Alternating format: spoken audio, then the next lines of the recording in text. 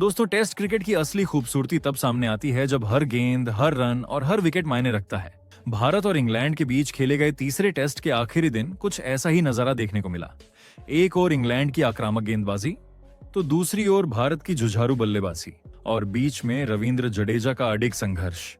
जी हाँ, इस वीडियो में हम आपको आज के खेल का पूरा हाइलाइट्स बताएंगे, तो वीडियो को अंत तक जरूर देखें। और अगर टीम इंडिया के फैन हो तो वीडियो को एक लाइक जरूर करें।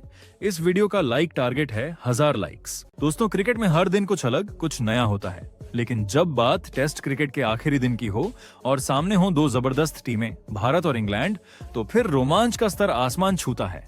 तीसरे टेस्ट मैच का 5वां और आखिरी दिन दर्शकों के लिए किसी फिल्मी क्लाइमैक्स से कम नहीं था। एक तरफ भारत को जीत के लिए एक 135 रन की दरकार थी, तो दूसरी ओर इंग्लैंड को बस 6 विकेट चाहिए थे। भारत की तरफ से बल्लेबाजी करने आए केएल राहुल और ऋषभ पंत, दोनों से ही उम्मीद थी कि वो टीम इंडिया को मुश्किल हालात से निकाल लेंगे, लेकिन आगे जो हुआ उसने हर भारतीय फैन को सांसें थामने पर मजबूर कर दिया। सुबह के वक्त जब ऋषभ पंत और केएल राहुल क्रीज पर उतरे तो स्टेडियम में बैठी भीड़ और टीवी स्क्रीन से चिपके करोड़ों भारतीयों को भरोसा था कि ये जोड़ी कुछ खास करेगी। पंत ने शुरुआत भी शानदार अंदाज में की। जोफ्रा आर्चर के पहले ही ओवर में एक जोरदार चौका जड़ा और फिर अगले ओवर में तो जैसे वो पुराने अंदाज में लौट आए, पिच से बाहर निकलकर एक और खूबसूरत चौका जड़ दिया। ऐसा लग रहा था कि पंत की आक्रामकता इंग्लैंड पर भारी पड़ेगी, लेकिन टेस्ट क्रिकेट की खूबसूरती ही यही है, एक ही गेंद सब कुछ बदल सकती है। और ऐसा ही हुआ। जोफ्रा आर्चर ने खेल पलट दिया। उन्होंने एक ऐसी डिलीवरी डाली जो किसी मिसाइल से कम नहीं थी। एंगल्ड इन, पिच पर पड़ते ही हल्की सी सीम मूवमेंट और फिर सीधा ऑफ स्टंप उड़ा दिया। पंत पूरी तरह से चकमा खा गए।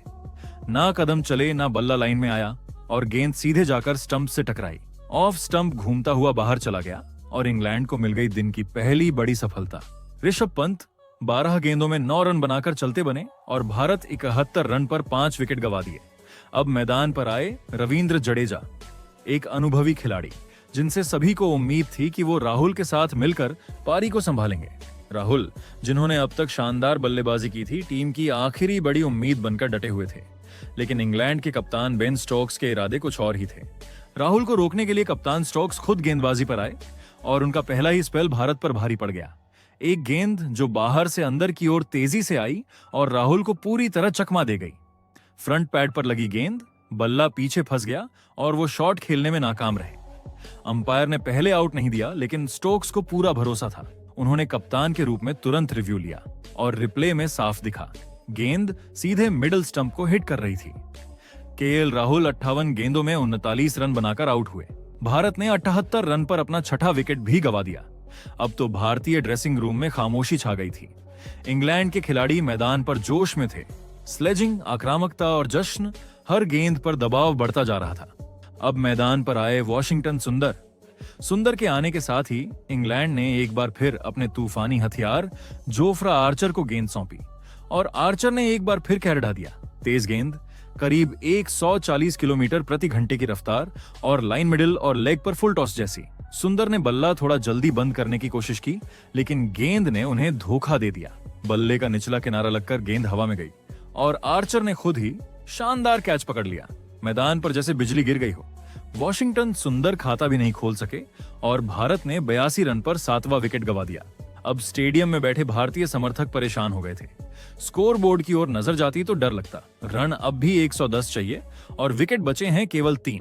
एक ही घंटे में टीम इंडिया ने अपने 3 सबसे अहम विकेट गंवा दिए थे और दूसरी ओर इंग्लैंड के खिलाड़ी जैसे शिकारियों की तरह चारों ओर से घेराबंदी कर रहे थे। अब बल्लेबाजी करने आए नीतीश कुमार रेड्डी, युवा खिलाड़ी, लेकिन इतनी दबाव वाली स्थिति में खुद को साबित करना आसान नहीं होता। अब सारी उम्मीदें जडेजा और रेड्डी पर थीं। जब किसी टीम का स्कोर 82 रन पर 7 विकेट हो और सामने हो इंग्लैंड जैसी धाकड़ टीम, तो ज्यादातर लोग मान लेते हैं कि अब मैच का अंत बस कुछ गेंदों की दूरी पर है। लेकिन क्रिकेट में कुछ खिलाड़ी ऐसे होते हैं जो सिर्फ रन बनाने नहीं बल्कि समय खरीदने उतरते हैं, जो मैदान पर दीवार बनकर खड़े हो जाते हैं ताकि टीम को वापसी का एक मौका मिले। भारत के लिए ऐसे ही 2 योद्धा थे, रविंद्र जडेजा और नीतीश रेड्डी। 7 विकेट गिरने के बाद भारत का ड्रेसिंग रूम सन्नाटा ओढ़ चुका था। मैदान पर इंग्लैंड की आक्रामकता, जोफ्रा आर्चर और स्टोक्स की बाउंस होती गेंदें और स्लेजिंग से भरा माहौल किसी भी युवा खिलाड़ी को दबाव में डाल सकता था। लेकिन नीतीश रेड्डी, जो अपने करियर के शुरुआती दौर में हैं, उस भयानक माहौल में जिस तरह टिके रहे, वो काबिले तारीफ था। रेड्डी और जडेजा ने क्रीज पर टिकने की रणनीति अपनाई। ना कोई रिस्क, ना बड़ा शॉट, बस एक एक गेंद का सामना और इंग्लैंड के गेंदबाजों की हिम्मत की परीक्षा। करीब आधे घंटे तक स्कोर बोर्ड पर सिर्फ 1-2 रन जुड़ते रहे, लेकिन विकेट का ना गिरना ही भारत के लिए राहत की बात थी। इंग्लैंड की टीम को यह रणनीति बिल्कुल रास नहीं आ रही थी। उनके चेहरे पर झुंझलाहट साफ झलक रही थी। कप्तान बेन स्टोक्स, जो रूट और गेंदबाज, हर कोई कभी जडेजा को घूरता, कभी रेड्डी को कुछ कहकर मानसिक दबाव डालने की कोशिश करता। इसी दौरान मैदान पर वो दृश्य हुआ जिसने मैच को और भी नाटकीय बना दिया। ब्रायडन कार्स गेंदबाजी कर रहे थे और जडेजा ने शॉट खेलते ही रन लेने की कोशिश की। दौड़ते हुए उनकी टक्कर कार्स से हो गई और मामला यहीं नहीं रुका। कार्स ने जैसे जैसे जडेजा को पकड़ने की कोशिश की, जडेजा थोड़ा लड़खड़ाए। फिर दोनों खिलाड़ियों के बीच कहासुनी शुरू हो गई। जडेजा का साफ कहना था, मैं रन ले रहा था, तुम्हारी तरफ देखा भी नहीं। लेकिन कार्स ने जैसे कान ही बंद कर रखे हों।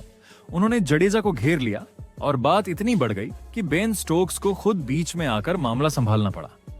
यहां एक बात बिल्कुल स्पष्ट हो चुकी थी। इंग्लैंड की टीम दबाव में आ चुकी थी और अब वो खेल से ज्यादा मनोवैज्ञानिक लड़ाई पर उतर आई थी। वहीं दूसरी ओर नीतीश रेड्डी ने खुद को एक मजबूत दीवार की तरह पेश किया। वो सिर्फ गेंद पर ध्यान दे रहे थे और उसी में डूबे हुए थे।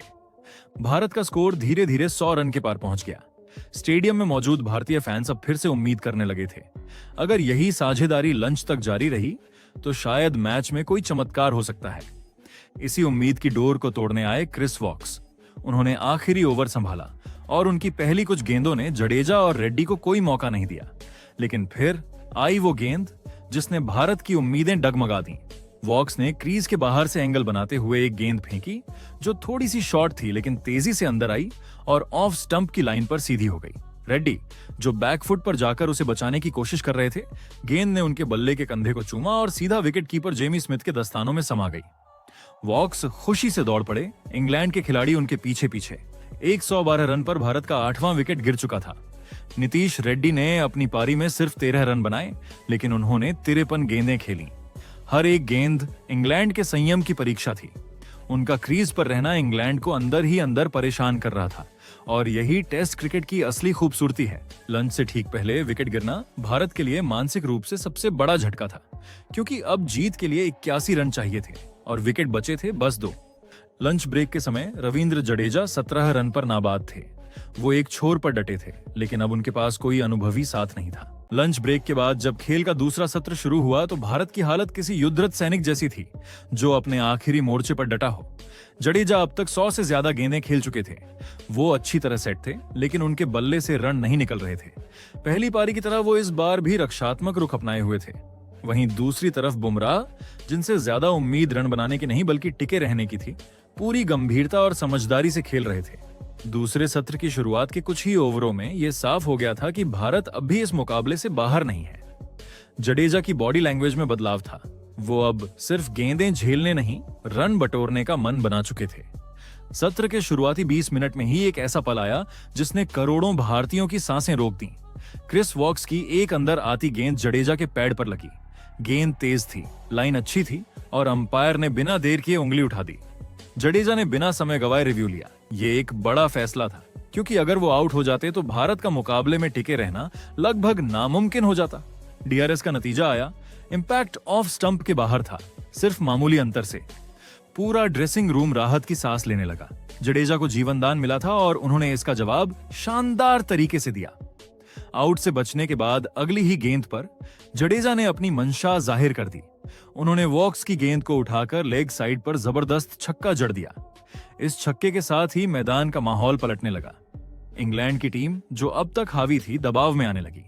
स्लेजिंग करने वाले खिलाड़ी अब चुप हो चले थे। हावी होने वाली फील्डिंग अब बैक फुट पर थी। दूसरे छोर पर बुमराह ने कमाल की सूझबूझ दिखाई।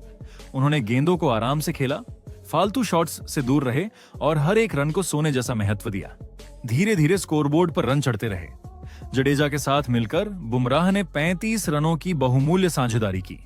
टीम का स्कोर 147 रन तक पहुंच चुका था और अब जीत के लिए सिर्फ 46 रन की जरूरत थी। इंग्लैंड का दबाव साफ झलक रहा था।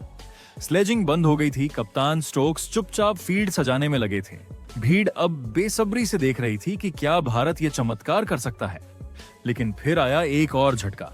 इंग्लैंड के कप्तान बेन स्टोक्स ने खुद गेंद थामी और बुमराह को फंसाने के लिए शॉर्ट बॉल प्लान पर अमल किया।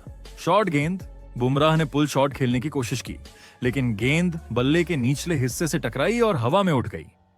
सब्स्टिट्यूट फील्डर सैम कुक ने आराम से कैच लपक लिया। बुमराह निराश होकर लौटे 54 गेंदों में 5 रन बनाकर, पर उन्होंने टीम को जीत की रेखा के और करीब पहुंचा दिया था। उनका जडेजा के साथ 35 रन का स्टैंड मैच का सबसे भावनात्मक मोमेंट बन चुका था। अब टीम इंडिया का स्कोर था 147 रन पर 9 विकेट। जीत के लिए अब भी 46 रन चाहिए थे। मैदान पर एक ही अनुभवी बल्लेबाज को बचे थे, रविंद्र जडेजा, जो अब अर्धशतक के करीब थे। उनका साथ देने आए मोहम्मद सिराज। सिराज से किसी को बड़ी पारी की उम्मीद नहीं थी, लेकिन जिस तरह उन्होंने जडेजा के साथ बचे हुए ओवर खेले, वो किसी योद्धा से कम नहीं था। बेन स्टोक्स की गेंद पर जडेजा ने एक शानदार चौका लगाकर अपना अर्धशतक पूरा किया। 150वीं गेंद पर 50 रन। ये पारी सिर्फ अंकों में नहीं, जज्बे और धैर्य की मिसाल थी। वो अकेले ऐसे खिलाड़ी थे जिन्होंने मैदान पर डटकर इंग्लैंड को हर तरह से चुनौती दी। धीरे धीरे स्कोर 163 रन तक पहुंच गया। भारत को अब सिर्फ 30 रन की जरूरत थी। जडेजा 56 रन पर नाबाद थे और सिराज 2 रन बनाकर उनका साथ दे रहे थे। चाय का समय हो चुका था और भारत अब भी मैच में बना हुआ था। चाय के बाद जब खेल दोबारा शुरू हुआ तो भारत को जीत के लिए चाहिए थे सिर्फ 30 रन। इंग्लैंड की टीम मैदान पर तो थी, लेकिन उनके चेहरों पर तनाव साफ झलक रहा था। वहीं जडेजा बेहद शांत और संयमित नजर आ रहे थे। वो 56 रन बनाकर क्रीज पर मौजूद थे और मैच को अपनी पकड़ में रखने की हर मुमकिन कोशिश कर रहे थे। सिराज ने भी एक सच्चे टीममैन की तरह उनका साथ निभाया। उन्होंने करीब 30 गेंदें खेली, जिसमें वो सिर्फ 4 रन बना सके, लेकिन उनका क्रीज पर रहना टीम इंडिया के लिए सबसे जरूरी था। मैदान पर हर बीतती गेंद के साथ रोमांच चरम पर पहुंचता जा रहा था। इंग्लैंड के कप्तान बेन स्टोक्स फील्डिंग में फेरबदल कर रहे थे।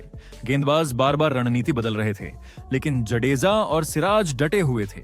लेकिन फिर आया वो पल जिसने करोड़ों भारतीयों का दिल तोड़ दिया। गेंदबाज थे शोएब बशीर, जिनसे बहुत उम्मीदें नहीं की जा रही थीं, लेकिन उन्होंने वो कर दिखाया जो इंग्लैंड के अनुभवी गेंदबाज नहीं कर पाए। उन्होंने एक फ्लाइटेड गेंद फेंकी, बाहर की तरफ टप्पा खाई और पिच पर पड़ते ही अंदर की ओर तेजी से घूम गई। सिराज ने आगे बढ़कर डिफेंस किया और गेंद बिल्कुल बल्ले के बीचों बीच लगी भी। ऐसा लगा कि वो पूरी तरह कंट्रोल में है, लेकिन गेंद में इतना ओवरस्पिन था कि वो बल्ले से लगने के बाद जमीन पर टकराकर घूमती हुई लेग स्टंप से जा टकराई। गिल्लियां बिखर गईं। बशीर खुशी से दौड़ पड़े। इंग्लैंड के सभी खिलाड़ी उनके पीछे पीछे। भारत का अंतिम विकेट गिर चुका था। मोहम्मद सिराज को यकीन ही नहीं हुआ कि वो आउट हो गए हैं। वो स्तब्ध खड़े रह गए, जैसे वक्त थम गया हो। रविंद्र जडेजा नाबाद 61 रन बनाकर अंत तक क्रीज पर डटे रहे, लेकिन उनका साथ देने वाला कोई नहीं बचा था। भारत की पूरी टीम 170 रन पर ऑल आउट हो गई और इंग्लैंड ने यह रोमांचक मुकाबला 22 रन से जीत लिया। ये हार जरूर थी, लेकिन भारतीय टीम के संघर्ष और जडेजा की वीरता को सलाम करना पड़ेगा। उन्होंने आखिरी सांस तक मैच को जीवित रखा। जडेजा, सिराज और बुमराह की जुझारू बल्लेबाजी ने साबित कर दिया कि ये टीम कभी हार नहीं मानती, और यही टेस्ट क्रिकेट की असली खूबसूरती है। तो दोस्तों, आप टीम इंडिया के इस प्रदर्शन को 10 में से कितने नंबर दोगे? कमेंट जरूर करें।